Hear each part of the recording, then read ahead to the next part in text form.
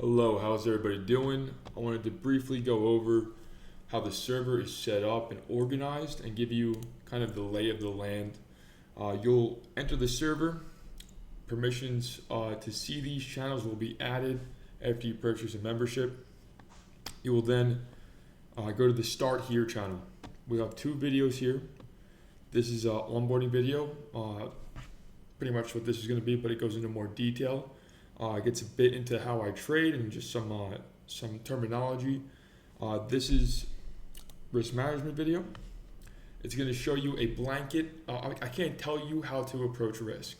None of this is financial advice. It's just everything I'm doing and how I would approach risk if I was just starting out. We're using a more complicated strategy, but at the crux of it, like this is the foundation of it. Like this is how you should, or some examples of viable ways to approach risk within the confines of my strategies. So I'm going to jump down here real quick. My strategy is based upon a very simple overarching theme. We are taking good deals. I don't care what duration they are. I don't care where, how long I may have to hold them. I have different accounts set up for different durations. So I have a day trading account for 0 to 3 days. That is the smallest allocation of my capital. That is the least meaningful part of my overall trading portfolio. If you are day trading, if I'm going to put my risk into something that's shorter duration, that much risk, it's because it can make exponential profits on, if I have $100, I want to make 1,000 on some option trade. Otherwise, it's not worth the risk of taking that. The risk can go to zero the second it goes against you. It's a uphill battle the moment you enter. So I'm taking that risk to 5, 10x all those trades. It has to be minimum, 5 or 6x, and ideally be able to get to 10x, or it's not worth the risk. There's a better way to position for it probably. It's very far and few in between where we have a lot of day trades. Typically during the summer, it's very low volatility. So it's a decrease in volatility from months prior. I'm not going to really, hopefully not rant on this video, but during the summer I day trade more. Overall, I may not day trade for a week or two. I may day trade every day for another week. It's entirely based on if it's a good deal. If the trade is mispriced based on the probability we see of that outcome, we are modeling ourselves the probability our model has depicted of that outcome occurring. So every option has a price. And that price in first and second and third order Greeks will tell you the probability the market's pricing in of that outcome occurring. We're pricing options as well, and we're looking for a mispricing between the two. And if we get a good deal comparative to the market price, we're either going to post it or we're going to trade it. We plan, so our bread and butter is swing and long-term investments, swing trading and long-term. You're going to find over the course of your trading career that it can be very stressful to try to play every minor ebb and wiggle in the market. You are going up against high frequency traders, all these machine learning algorithms that are essentially designed to prey upon your repeated psychology. If you're retail, or if you're even hedge funds and rebalances that are known to occur, these algorithms are essentially like that. They don't. If you get their stop runs, and it's almost like they know where your stop is. It's not because they know where your stop is. They know where most people will place their stops. They know where most people will get emotional and do something, and they're going to obviously target the easiest prey. People with the least amount of money, the most likely to get emotional and react. You're less money, less resources, less knowledge. So you're the easiest target ever. It's like taking candy from a baby. Anyway, we're going to show you how to follow the people taking candy from the baby. I'm just going to briefly go into what I do. So what I do is essentially I follow the largest player in the market, and I understand how he interacts, that player, that entity, which is a market maker or dealer, how they interact with the market. If you're not familiar, if you go to buy Apple stock or Apple options, you're either interacting with a CBOE market maker, the Chicago Board of Option Exchange. That's if you're buying an option, you're going to interact with a option market maker, which there's not a counterparty for like not another human being every time you buy an option. There's not a buyer at every seller, like in that sense. There is a market maker whose his entire job is to facilitate and make sure there is liquidity in the market so it can be traded. You often hear if the market is not liquid, then it's probably a stressful time. It's probably bad things happening. It's probably a canary in a coal mine, some downturn. Because when things are getting bad, the market maker has a mandate to provide some amount of liquidity. When things are getting crazy, they don't want to provide liquidity. They want to fucking chill. They want to. The bid and the ask spread is, you buy on the ask, you sell on the bid. You can look up those terms if you're not familiar, but they're essentially looking at the market as an efficient vehicle. Everything is priced correctly. There is no mispricings. I'm going to make my money in between. I'm going to make some pennies, a quarter, 10 cents in between where they're buying and where they're selling. I'm going to match the parties, and he's going to buy for $1.10. I'm going to get it for 90 cents. I'm going to make 20 cents. Maybe I'm making a penny. That's what he's doing. He's not trading, and there's a reason for that. They might take some directional risks throughout the day, but they're really not allowed to trade because of something, a little thing called Black Monday. There's an event that happened in the early 1970s. The first time high frequency traders were introduced their trading algorithm into the market. Market makers or dealers had no mandates. They were not obligated by law to hedge their risk. So like if I went to go buy Apple stock and he facilitated the trade, he provided liquidity, essentially he sold me Apple stock, meaning he was short the position, then he would stay short. He would trade the position. But this is before Black Monday. He would trade against me. Like I wouldn't know that. Like I own my Apple stock. I'm happy. He wouldn't. So in modern markets, he immediately will have to hedge because they're viewing price as efficient. They're not. We view the market as inefficient. We're looking for mispricings, and we get paid to solve those mispricings. And how fast we solve them determines how much we get paid. The sooner we solve them before everyone else solves it, we get paid the most. So we're looking for something that is not priced correctly, a good deal, some arbitrage, some opportunity that we have some conceivable objective, some objective edge. Ideally, you don't want to be trading anything that's subjective. It's very difficult to be a unicorn. Most unicorns are dead. I have never seen one myself, but you don't want to focus on being a unicorn. You want to focus on what you know, what's objective. Anyway, they didn't have to hedge their risk. So, these high frequency traders, these algorithms hit the market and they crash the market like 60-something% in one day. Market crashes and, every market maker went under, lost their job, lost their business.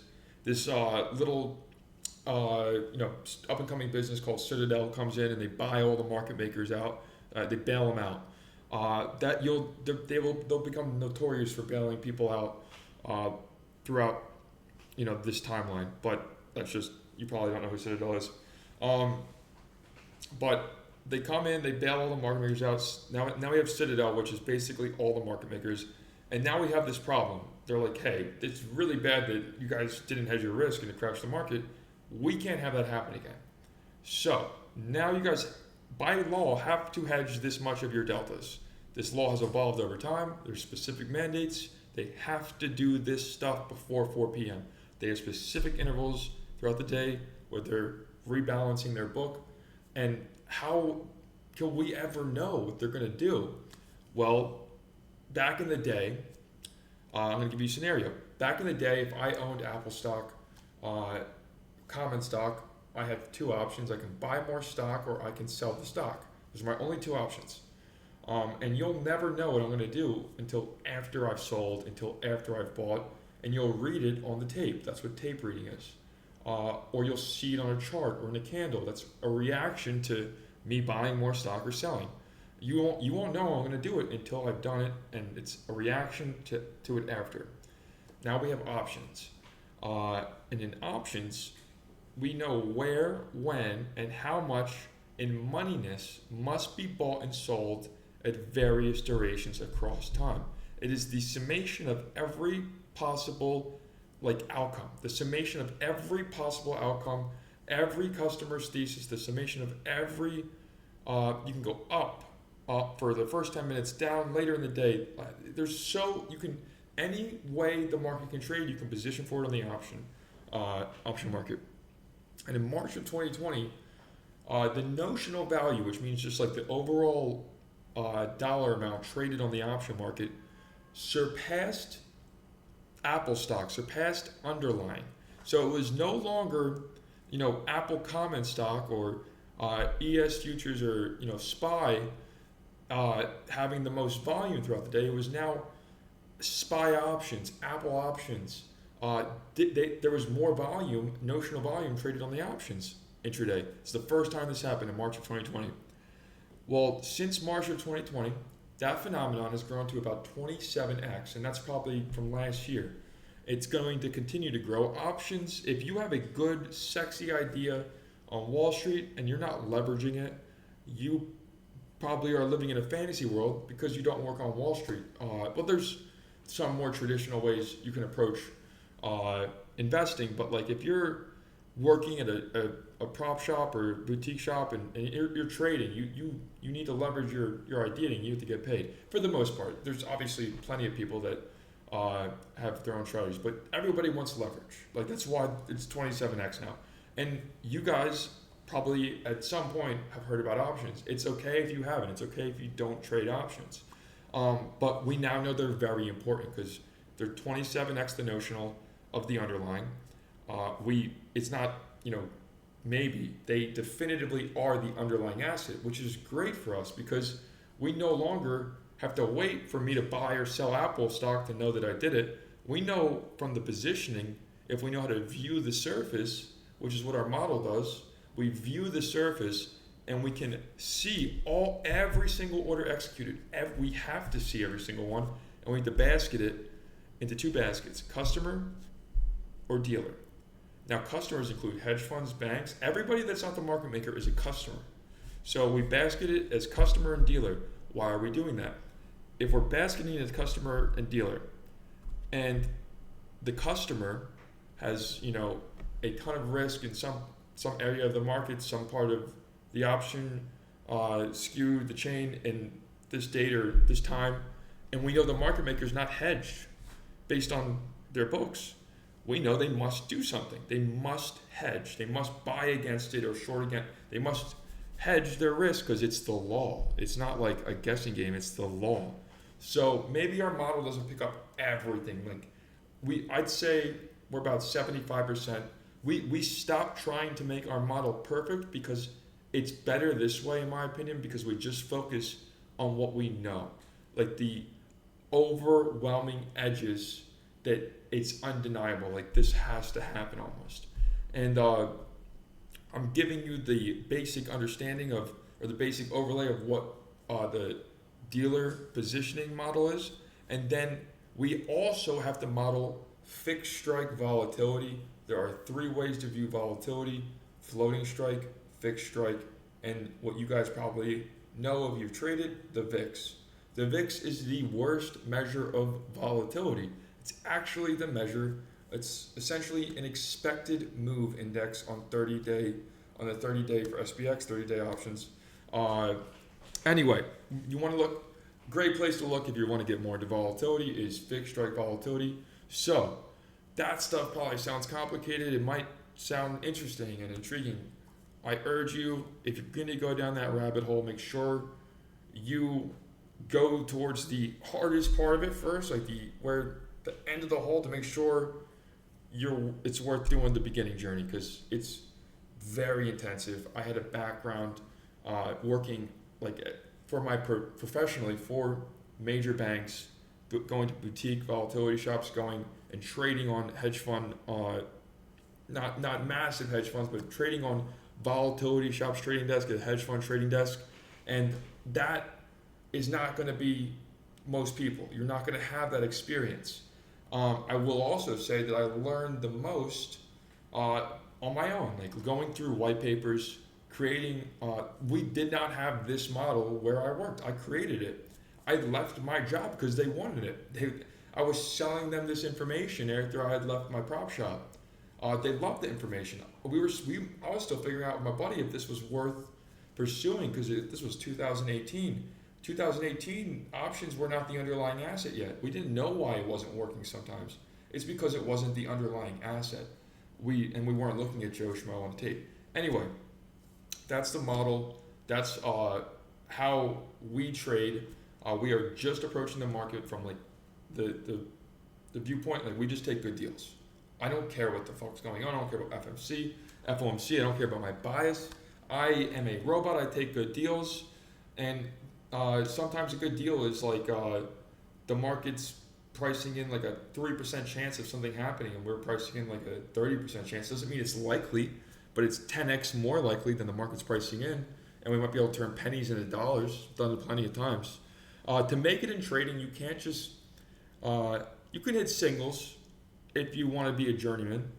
You'll need like most people are trying to grow an account, but if you have money, it's a lot easier to make money. It's a lot easier to use underlying and like trade. If you don't trade options, what we do, since we're just using this context on the now underlying asset to identify feedback loops. For instance, if and think of the market as a giant pendulum. It goes to one end to the other. That's how modern markets trade.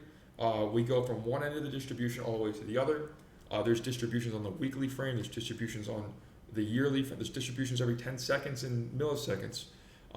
But we're identifying them when we have, the utmost confidence that these distributions, we reached one end, and we want to identify the ends of the distribution. This is where we want to trade, which is like, think of it like this, like there's a range of outcomes that can occur. Like we could go to 7,000 or we could go to 6,000. I don't want to trade at 6,500. And if I do, I want to account for the fact that it could go $500 each way. I want to trade at 7,000 and 6,000 because then I get 1,000 points and my risk is really tight because I know I'm at wherever I've quantitatively, whatever method I've used to ascertain that this is the end. If I'm good at that, and we're pretty good at that, my risk is really small. I'm playing next to where I'm wrong, and I'm going to catch that huge swing, and then it's the best thing ever. I'm going to do the least amount of work.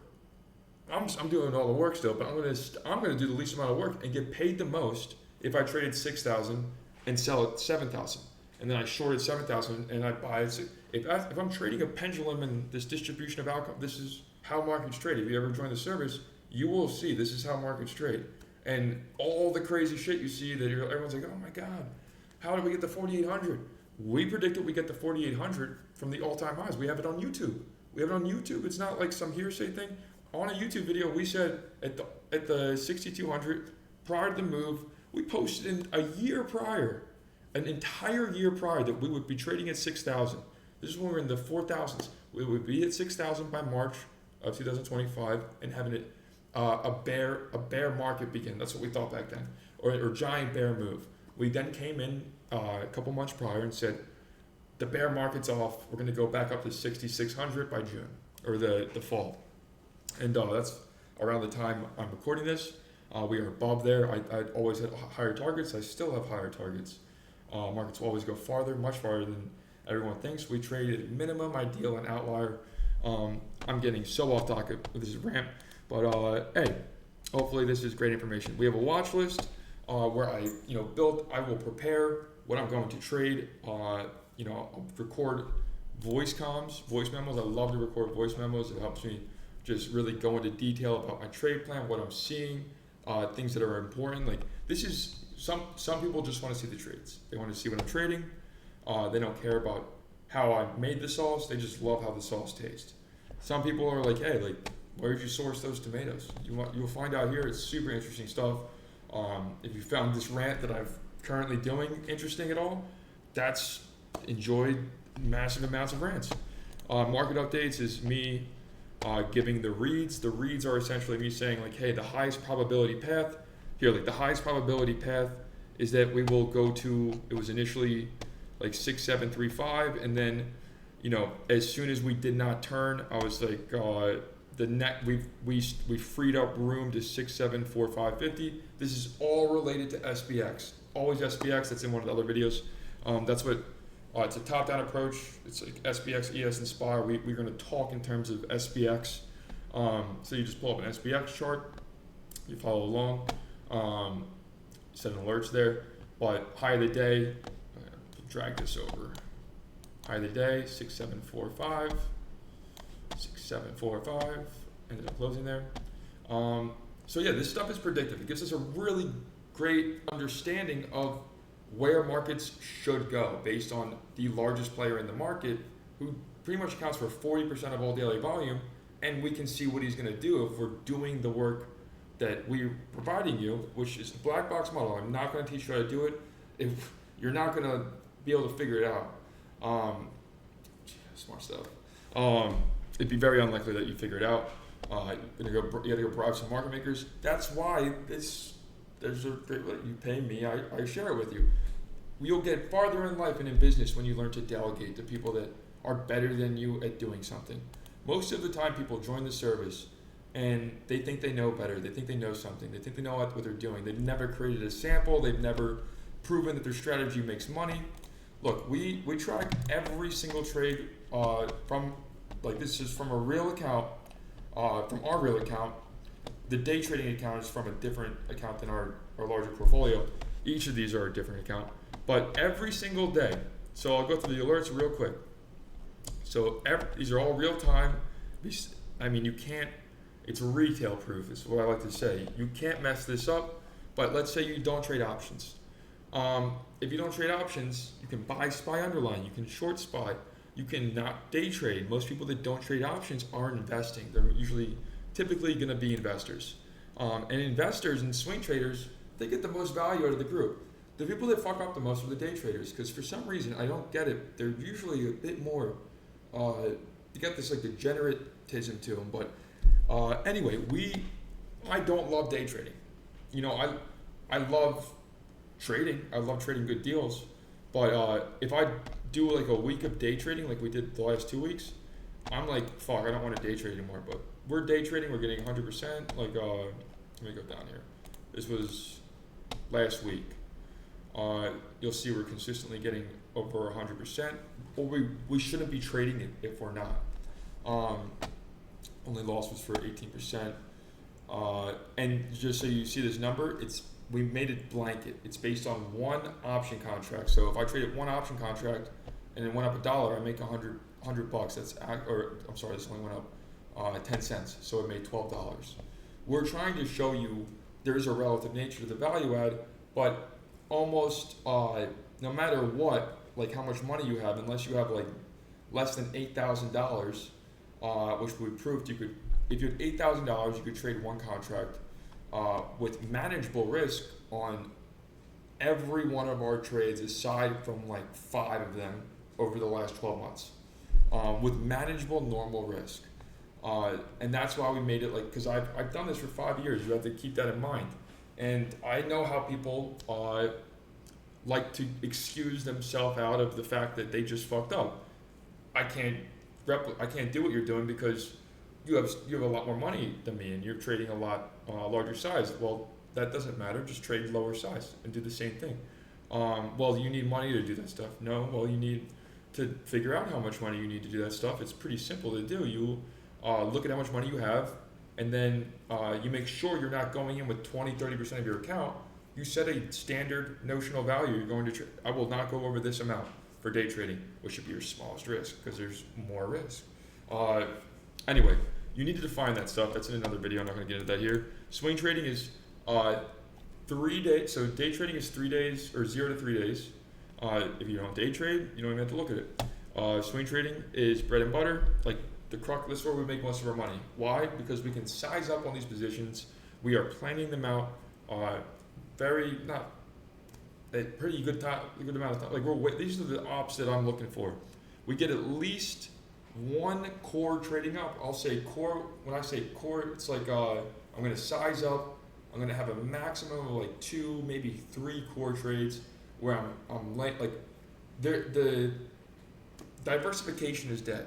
Concentration is going to be the next books you read about in the next 10 years. Concentration is how you make money investing. Diversification is for boomers. It just doesn't make sense anymore. When markets are leptokurtic and the pendulum swing, it really favors everything that's moved the most. Coin, SOXL, UBXY, like the things that have moved a lot will continue to move a lot, and will continue to lead if they have led. That's how leptokurtic markets work. Anyway, the most complicated stuff we'll do is some spreads. This is a butterfly. It's insanity. If you don't know what this is, just don't trade it. But if you buy stocks, you don't trade options, you can buy common stock here. You'll hear me talk about a plan. I'm going to be discussing stuff, and this is the stuff I'm looking for. You might not want to buy common stock. I think if you don't know how to trade options, watch how I trade them. I'm not like other people. I know how to trade options. And I know how to trade them in a fun way too, because I have really good information. The only way you can trade them like straight delta directionally is you need information like this, because it controls the daily voting machine. You'll find the overwhelming majority of the time it controls the daily voting machine. You're reducing your risk. You can always reduce your risk trading options, and you can get the same exposure. I could go buy a K-Web $10 call, have a 99.99 delta. I'm essentially dollar for dollar, and I've removed $10 of risk. You will have some date that you can. I'm not going to get into that for this video. I'm showing you guys the service, and then we have long-term investments. This is where I will do some common stock. So long-term investments is like my retirement accounts. I have an IRA, and I have another account that I do put larger positions in common stock in that I have with the brokerage. They give me a prime broker. They give me better. They give me basically I can trade whatever I want until I lose my money, so I can do some more advanced strategies, if you will. But overall, I'm a pretty vanilla guy. I bought this, sold that. I bought a call, I sold a put. I don't sell puts. I bought a call, I bought a put. I buy a spread. I might buy one strike and sell another strike. And then, of course, a calendar combo pops up as I'm saying that. That's as complicated as it'll get. But anyway, so this is all going to be tracked. This is long-term. This is all the long-term plays throughout, I think, the last year. So I don't trade long-term positions all that often. This is all the long-term positions the last 12 months. And this is if it went up. It's like if I had 100 shares, again, lowest denomination, 100 shares, one option contract. So on 100 shares, if I'm making, $50, moves like this, I think GLD's missing from here.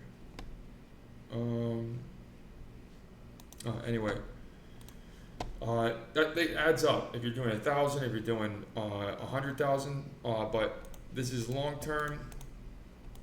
You're going to see open positions. And I'm going to show you the other open. Then we have swing, same kind of deal. These are all the swing the last quarter or two. Again, this is one option contract. You would have been able to profit 48K. How is that even possible? Because we're getting 500%, 700%, 1,400%. One contract, $10 to 158. And we planned that was full position. This was average exit, one exit. We planned for 4,800 from the highs. You'll see things that you did not think were possible in trading if you join the service consistently. You can lose trades. I have about a 50% win rate, but my losses are my average loss is very small. My average win is very big. I do take zeros. I don't care about taking a zero. That's always going to be my risk. But last 3 months on day trader, we made 21,000. You usually won't see a number that high or that low ever on day trade because it's usually not the summer. But if it is the summer, you might. It's been a long video, but I'll post it. But we also no one's allowed to talk in this service, except obviously me. You guys have been talking to me this whole time. I'm allowed to talk. That's why you're paying me to talk. I'm your fucking. That's what I got to do. That's what I'm paid to do. You guys though, I don't really care what you have to say about markets. I'm sorry. Um, if I cared what you had to say about markets, I'd be paying you. I couldn't give two fucks what Jerome Powell says. I don't care what you're saying about the market. I always love talking markets. I'm not trying to be mean. I'm just trying to explain to you that this is my job. This is my business. It was my business before I had this service, and I treat it like a business. And I worked on the professional side where it's a business. So I don't play games. I don't know why people need, get lonely. I don't get lonely. This is my fucking job. Like, I'm here to work. When I get done work, then I go deal with it. I'll go hang out with just one of my friends. I'll go hang out, do whatever if I'm lonely. But when I'm working, I'm working. Like, I'm not trying to make friends while I work. If that happens, it's fucking awesome. But I'm not here to be your friend. I'm here to win. Like, I'm here to do my job. And listen, like, I know a lot of these other communities are like, kumbayas, they're fucking idiots. They're also fucking idiots. Like, if you want to make friends, go do that on your own time. If you have questions, though, reach out to me in the one-on-one channel. If you have any questions, we have these one-on-one channels, so you can still contact me. I'm probably not going to answer right away.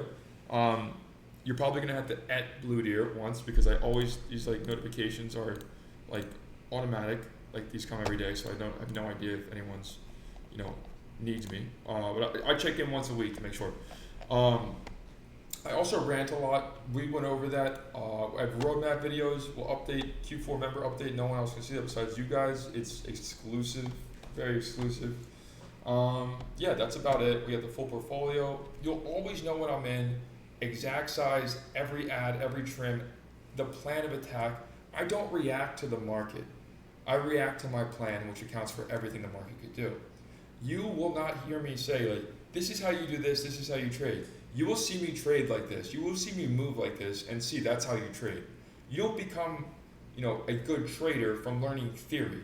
You become a good trader by trading, by seeing the market, having some knowledge, might want to know some theory, but you gotta fucking apply it. And the best way to learn that I've learned was sitting next to the best trader in the room and watching him apply it, watching him move, watching him just navigate markets. It's like him just talking about what he's like. That's how you learn, day in, day out, watching someone that is fucking a killer. Like, they're him, and you're sitting next to them, and they're like, yeah, I'm doing this, you did this, you're doing that, fucking wrong, you're stupid here. I'm doing this. Like, you're like, holy shit, I don't do any of that stuff. Like, I'm fucking stupid. Like, I'm not saying that's gonna be you guys, but that was me. Like, at some point in my life, I was like, shit, like, this is I just was always constantly told when I was younger. Now younger people that are 19, 18 are with their Lambos telling you that they cracked the code. I remember being like 25 and they're like, you don't know shit, kid. They're like, shut the fuck up. You are so young. You have not seen shit. And they were right, by the way. I would be like, yeah, sure, man. All right, old guy. I actually respected them a lot. Like, I generally didn't think I knew shit. Like, fun fact before I turn this off. The one sin I've ever committed in terms of, like, whatever you would say this niche is, I didn't think people would believe a 25-year-old had a really good model when I first joined Twitter. At 26, I just turned 26. So at the time I was working with a close relative of mine, and he's older, and I pretended I'm working with him, so like, I'll just say like I'm him, because like they're not gonna believe I'm this good. I didn't think anyone that actually knew markets would believe that a 26-year-old kid was able to do what I was doing, so I pretended to be older. And now it's insane. You could be 19 and just say like, look guys, I got the best course ever, and you can buy it and you can do it. Just a quick heads up, if you don't know this, you're gonna need to trade for at least minimum like 5 or 6 years to understand it. Then you're gonna have to trade for probably another 5 years to understand what you just learned and like apply it, like to really get into it. Like you can learn to trade pretty fast. You're not gonna learn how to really make it until you slow down and they're going fast. Like you gotta unless you're doing quantitative stuff, which I was lucky enough to have gone into around like year 3 or 4. You're pretty fucked for the beginning, and you're so fucked if you make money. Unless you're an investor. If you're an investor, you could throw darts and like be legitimately blind and not be able to, just completely disabled and blind, and you'll make money. It's impossible to lose until next. I don't know when this video's gonna be up for who God knows how long. That will change. A rising tide raises all ships. It's not until the tide recedes until you see who's swimming in the water naked. We're not going to know who sucks at trading, and it's going to be a lot of people over investing until it's hard to invest. Anyway, so if you're a day trader, we're giving you the reads, we're giving you color and context on what's happening intraday. We will always say in the context of like if you're a swing or long term, I would just tune into the voice comms where you'll hear me say or prepare any swing trading opportunity, and then obviously keep alerts on for these two channels, which 99% of the time you'll hear me preparing for those trades in the voice comms. Swing and long-term trades are not just like, hey, it's Tuesday and I like NVIDIA, it's prepared. Sometimes there are trades that are like maybe 1 week out, which we probably are going to change to day trade duration, but that's about anything over a week. I'm preparing and doing my I'm doing a little bit of a longer spiel, get that sort of rant in there about all the money we're gonna make, and then we make the money. But yeah, if you have any questions, feel free to reach out. We do have some educational documents where I just share the secrets of the universe of trading. This is just like the most basic. It's really not basic compared to what's out there. It's great information on what actually matters. I've never seen YouTube videos on some of this stuff. And I have a systematic approach for risk. I forgot I had that there. That's a great video. Let me know if you have any questions. We always offer a first-time member promotion. My whole goal here is, I know it's cheap at almost any price point I sell this at, because it all depends on how much money you have, because that dictates how much money you can make. There's a relative nature to the value add. It's priced so that anyone can really join, but it's worth its weight in gold if I can predict outcomes 25% of the time, and we're doing it over 60% of the time. We're predicting the largest moves to the day, pretty much, like when they'll happen. Anyway, you can look through some of the other material we have here, but just wanted to give you commonly asked questions, brief rundown on the server and what you could expect. Depending on what you trade, the only way you can't get this value add is if you trade smaller games like penny stocks. If you play the larger games, if you're playing futures, options, underlying, investing, selling premium, doing you could be doing any strategy aside from maybe arbitrage that has to do with the larger games, or everything's highly correlated. Correlations like 1-to-1 right now between indexes going up and everything else going down. So unless you're trading penny stocks, SPACs, and secondaries, you can get an immense value add knowing where the largest game in the world is more likely to go almost the overwhelming majority of the time, where the largest player in the world on the largest game in the world is going to do by law. Like this will be the normal way to approach markets and analyze markets in my lifetime, probably very soon. Renaissance Technology is that's like my idol in terms of like strategies, hedge funds. This is what they did. Well, probably a lot cooler and smarter than me, but this is what they did. I'm gonna say it, even though it's probably way more advanced. I'm probably like a kid riding a bike and they're like NASA in a spaceship. No, me and Jim Simmons, very 1-to-1 correlation. All right, guys, long video. I'm gonna end it now. Join the service if you like making money.